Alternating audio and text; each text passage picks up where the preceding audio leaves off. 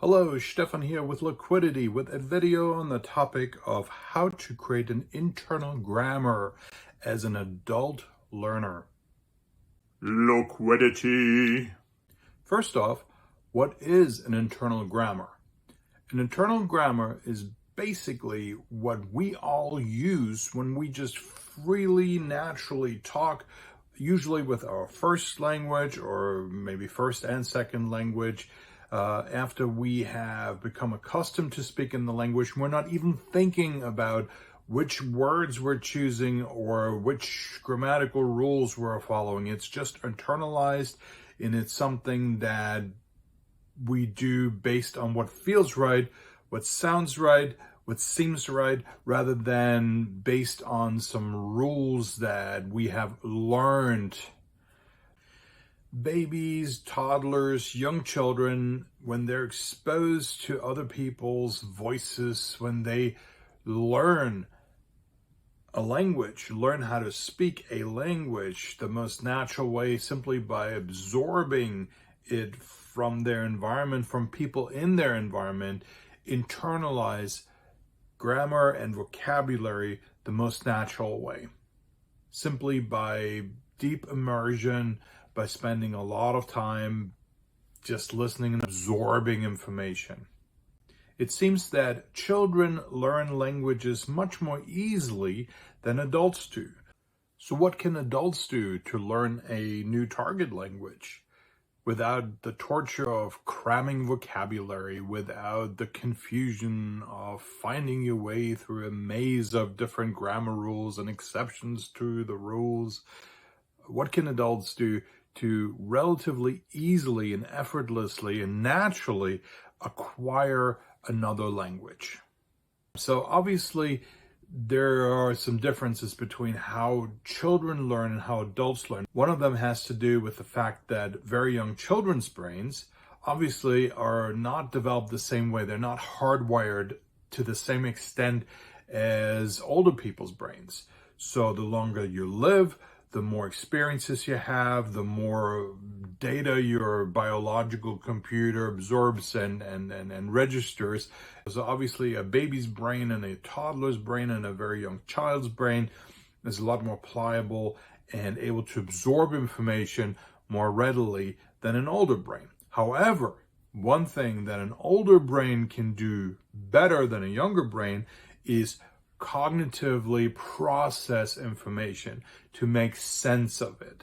So while total immersion may not work super well for adults, certainly not as well as for babies and toddlers and very, very young children, it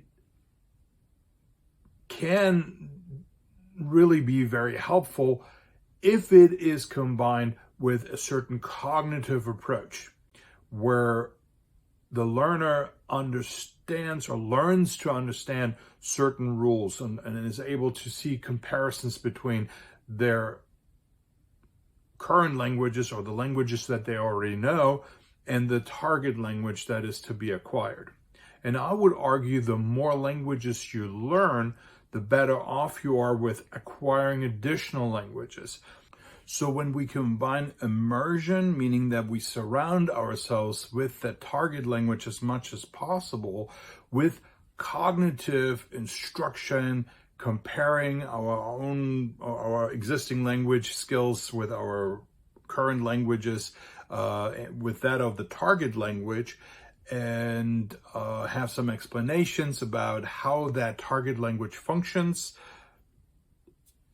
as we are expanding our vocabulary, at least understand the grammar rules. If we do that, we can almost replicate what a young child is experiencing.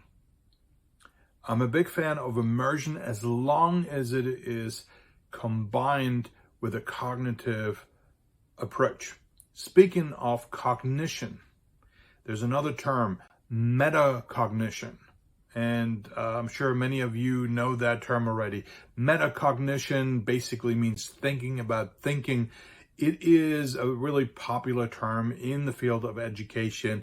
And basically how we use it is by applying it to how we think about learning.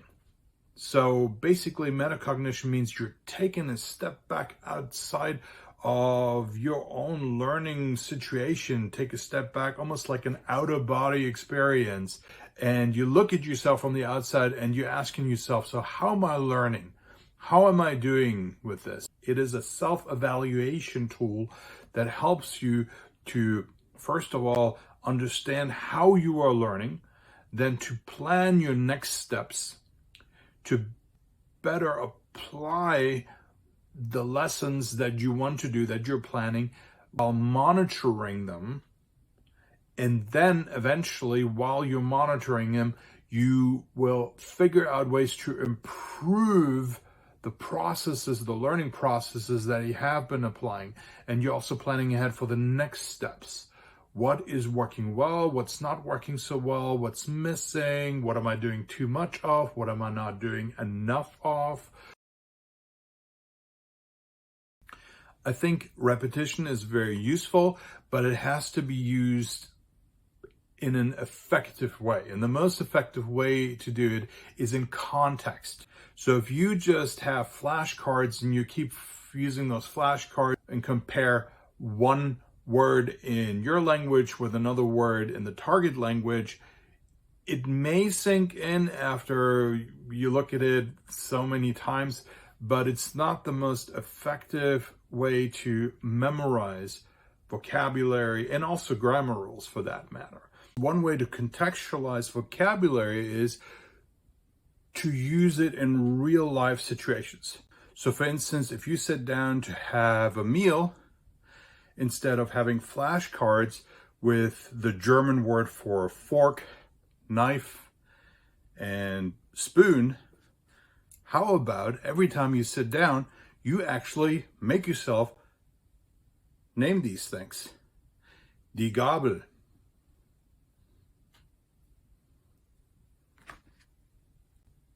Der Löffel. Der Löffel. Das Messer. Das Messer. Der große Löffel.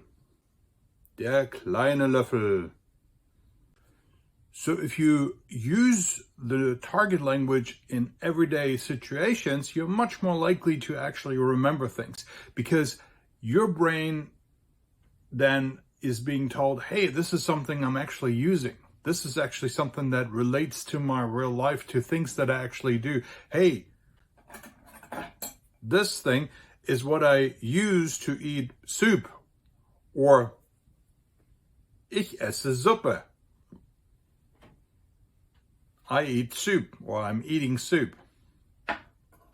So as you contextualize that and make that part of your real life and use the target language as a living thing in your life, you are much more likely to internalize vocabulary, to internalize grammar as well as especially if you use it.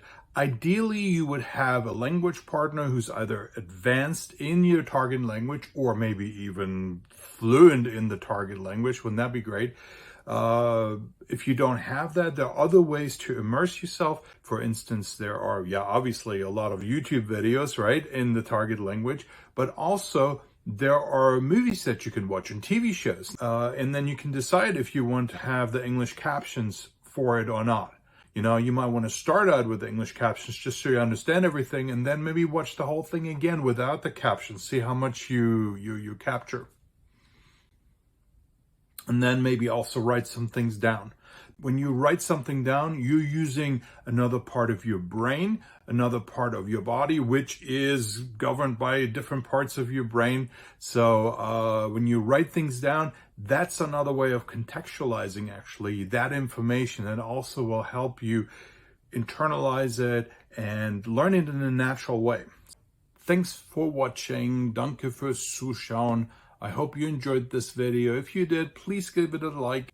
Please check out my other videos, see if you like them. If you do, please subscribe to my channel, and I will see you in the next video. Take care. Bye. Tschüss. Mach's gut.